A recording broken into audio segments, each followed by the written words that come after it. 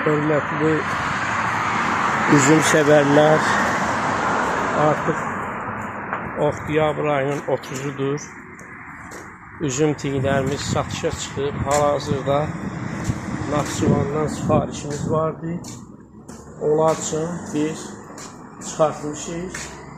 Hər növdən 100 ədəd, məsəl üçün 200 ədəd kəhraba çıxartmışıq.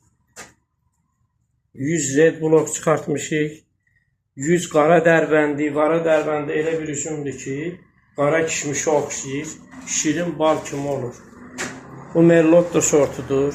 Bax, bu ağ kişmişdir. Bu da qırmızı kişmiş. Qara kişmişdir. Qırmızı kişmiş oyandı. Bu cür pakovka edilir.